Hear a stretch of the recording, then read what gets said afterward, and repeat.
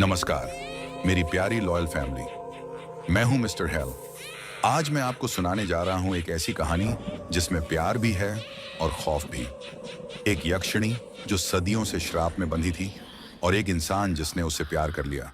लेकिन कहते हैं इंसान और आत्माओं का मिलन कभी आसान नहीं होता, क्योंकि इस प्यार की कीमत जिंदगी से भी ज्यादा खतरनाक होती है। तो अगर आप तैयार हैं एक ऐसी कहानी के लिए जो आपके दिल को भी छुएगी और आपकी रूह को भी डरा देगी, तो अंत तक जरूर बने रहिए, क्योंकि ये कहानी है यक्षिणी को हुआ। इंसान से प्यार। घने जंगल के बीच एक प्राचीन मंदिर था। लोग कहते थे वहां एक यक्षिणी रहती है। सैकड़ों सालों से उस जगह पर कोई इंसान रात में नहीं ठहरता था। गांव के बुजुर्ग अक्सर बच्चों को चेतावनी देते, उस मंदिर के पास मत जाना, वहां सिर्फ सन्नाटा नहीं है, वहां कुछ और भी है। लेकिन हर कहानी की तरह यहां भी एक इंसान था जो इन बातों पर विश्वास नहीं करता था। उसका नाम अर्जुन था। शहर से आया हुआ एक युवक। उसे रहस्यमयी जगहों को खोजने का शौक था। एक दिन उसने गांव वालों से उस मंदिर के बारे में सुना। सबके चेहरों पर डर था, लेकिन अर्जुन की आंखों में उत्सुकता। उसने तय किया कि वह उस मंदिर तक जाएगा। शाम ढल रही थी, आसमान में लालिमा फैल रही थी, जंगल की हवा भारी होती जा रही थी। अर्जुन अपने कैमरे और बैग के साथ जंगल में दाखिल हुआ। हर कदम पर सूखी पत्तियों की आवाज गूंजती। जंगल असामान्य रूप से शांत था। ना कोई पक्षी, ना कोई जानवर, जैसे पूरा जंगल किसी चीज से डर रहा हो। काफी देर चलने के बाद उसे वह मंदिर दिखा। टूटा फूटा पुराना ढांचा, दीवारों पर खाई जमी हुई और दरवाजे आधे टूटे हुए। अर्जुन ने अंदर कदम रखा। जैसे ही वह अंदर गया, अचानक हवा ठंडी हो गई। उसने चारों तरफ देखा। दीवारों पर अजीब आकृतियां बनी थीं, कुछ देवी जैसी, कुछ डरावनी। मंदिर के बीचों बीच एक पत्थर की मूर्ति थी, एक स्त्री की, लेकिन उसकी आंखें अजीब थीं, जैसे वह जीवित हो। अर्जुन ने कैमरा निकाला और फोटो लेने लगा। तभी उसे पीछे से पायल की हल्की सी आवाज सुनाई दी। उसका दिल एक पल के लिए रुक गया। वह धीरे से मुड़ा, लेकिन वहां कोई नहीं था। उसने खुद को समझाया, शायद हवा होगी, लेकिन जैसे ही वह फिर से मूर्ति की तरफ मुड़ा, वह सन्न रह गया।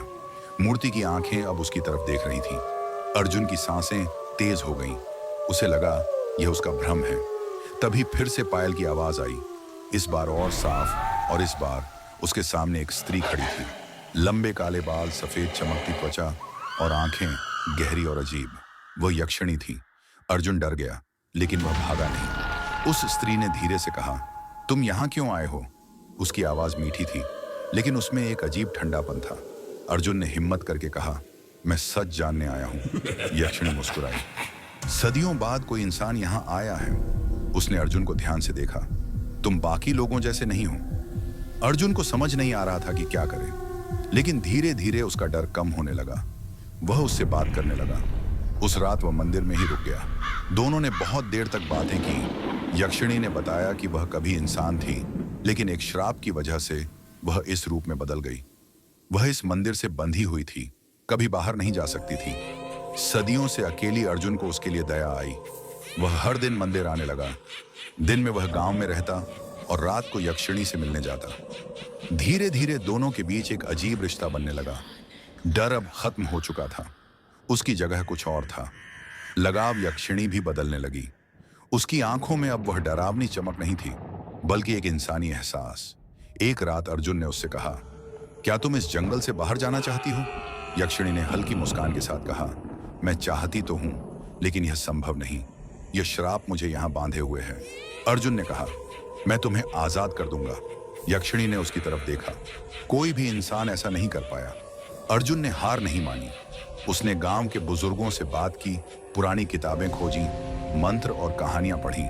उसे पता चला कि यक्षिणी को मुक्त करने के लिए एक इंसान को अपनी जान देनी होगी। यह सुनकर वह चुप हो गया, लेकिन उसके दिल में कोई डर नहीं था। वह फिर मंदिर गया। यक्षिणी ने उसके चेहरे से समझ लिया। तुम जान गए हो? अर्जुन ने हाँ में सिर हिलाया। मैं तुम्हें आजाद करूंगा। यक्षिणी की आंखों में पहली बार आंसू आए नहीं। मैं तुम्हें खोना नहीं चाहती। अर्जुन मुस्कुराया। तुमने मुझे जीना सिखाया है, अब मेरी बारी है। उस रात चांद पूरा था। मंदिर के अंदर हल्की रोशनी थी। अर्जुन ने वह मंत्र पढ़ना शुरू किया। हवा तेज हो गई। मंदिर कांपने लगा। यक्षिणी चीख उठी, रुको, लेकिन अर्जुन नहीं रुका। मंत्र पूरा होते ही एक तेज रोशनी फैली और सब कुछ शांत हो गया। जब रोशनी खत्म हुई, यक्षिणी जमीन पर गिर गई। अब वह इंसान बन चुकी थी, उसका श्राप खत्म हो गया था। लेकिन अर्जुन, वह अब वहां नहीं था। उसकी जगह सिर्फ राख बची थी। यक्षिणी चिल्लाई, रोई, लेकिन अब बहुत देर हो चुकी थी।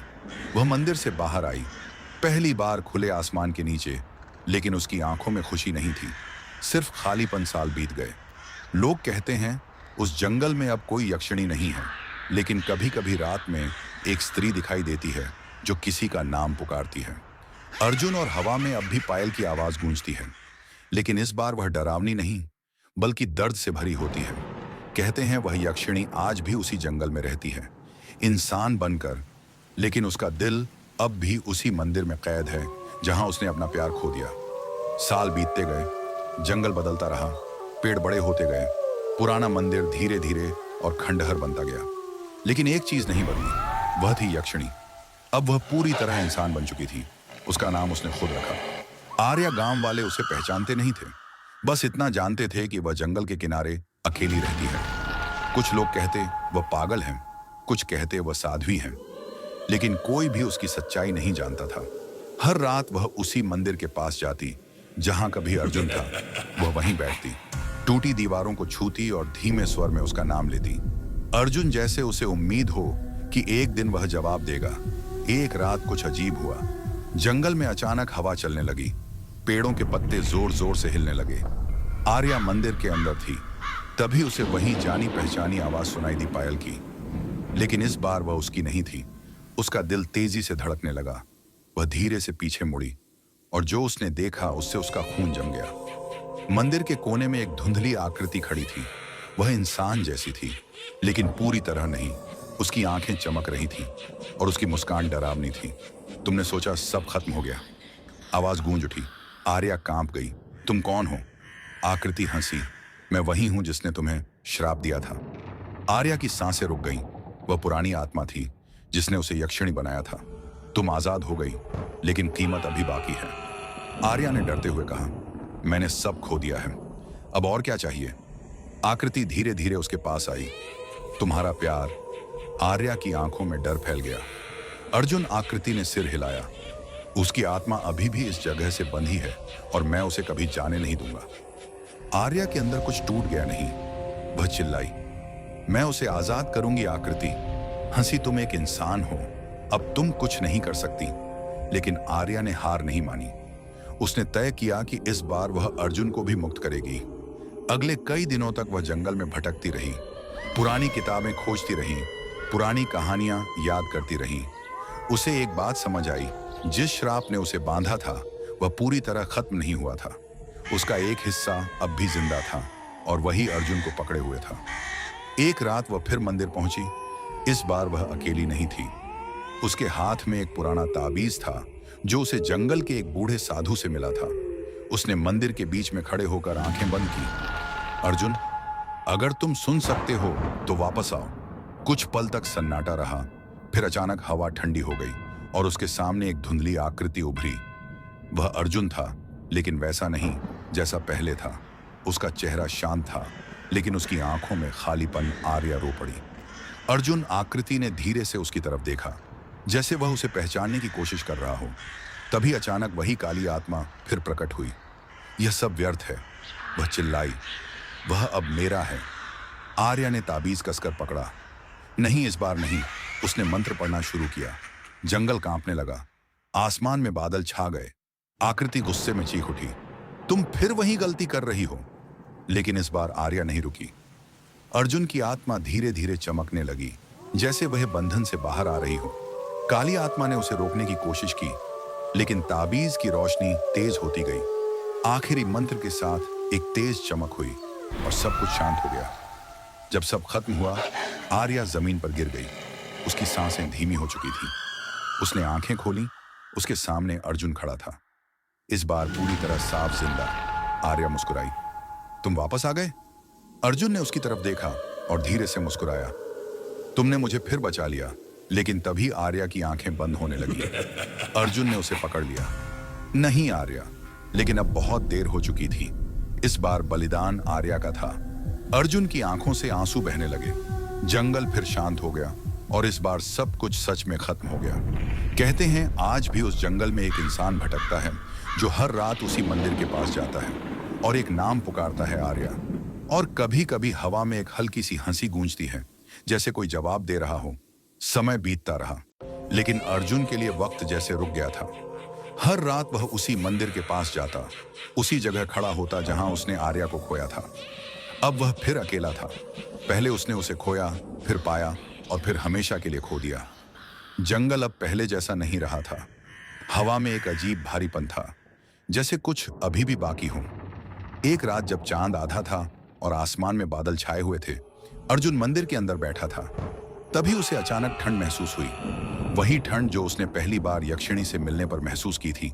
उसका दिल तेजी से धड़कने लगा। उसने धीरे से पीछे देखा और इस बार वह सच में वहां थी, आर्या, लेकिन कुछ अलग था।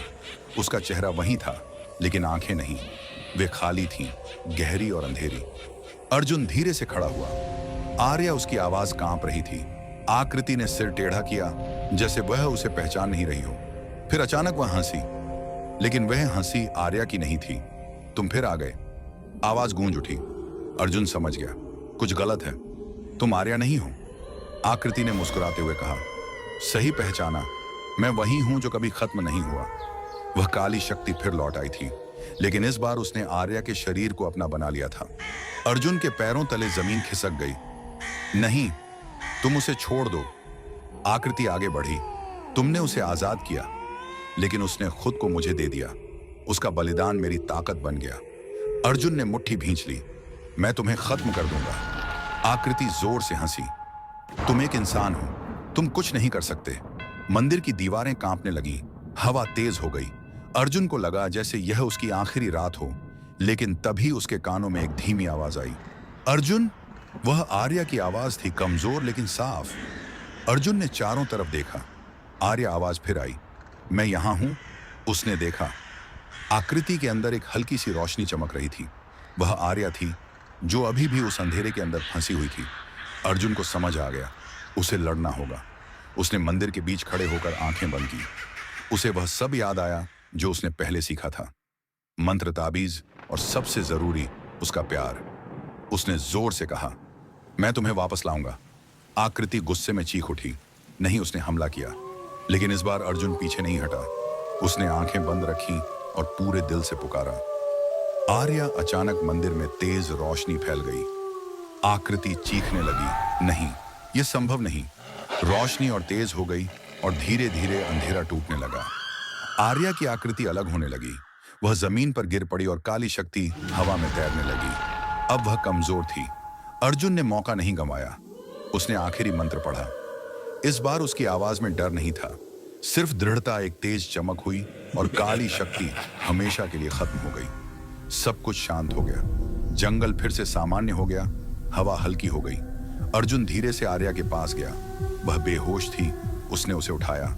कुछ पल बाद आर्या ने आंखें खोली। इस बार उसकी आंखें वही थीं, जिंदा और इंसानी अर्जुन। उसने धीमे से कहा। अर्जुन मुस्कुराया। अब सब खत्म हो गया। आर्या की आंखों में आंसू आ गए। क्या? सच में? अर्जुन ने सिर हिलाया। हाँ, इस बार सच में सूरज की पहली किरण मंदिर पर पड़ी। सालों बाद वह जगह डरावनी नहीं लगी। दोनों मंदिर से बाहर आए। इस बार कोई श्राप नहीं था, कोई अंधेरा नहीं, सिर्फ एक नई शुरुआत। कहते हैं उस जंगल में अब कोई डर नहीं रहता, लेकिन एक कहानी आज भी जिंदा है। एक यक्षिणी जिसे इंसान से प्यार हुआ और एक इंसान जिसने हर बार उसे मौत से वापस लाया। और इस बार दोनों ने साथ जीना चुना। तो कैसी लगी आपको ये डर और प्यार से भरी कहानी? सोचिए, अगर आपको किसी ऐसी आत्मा से प्यार हो जाए जिसे पाने की कीमत आपकी जिंदगी हो, क्या आप वो कीमत चुकाएंगे? कमेंट में जरूर बताइए। और अगर आपको ऐसी ही और डरावनी और रहस्यमयी कहानियां सुननी हैं, तो चैनल को सब्सक्राइब करना मत भूलिए। वीडियो को लाइक करें और अपने दोस्तों के साथ शेयर जरूर करें। मैं हूं मिस्टर हेल, फिर मिलूंगा एक और नई खौफनाक कहानी के साथ। तब तक रात में सावधान रहिए, क्योंकि हर परछाई सिर्फ परछाई नहीं होती।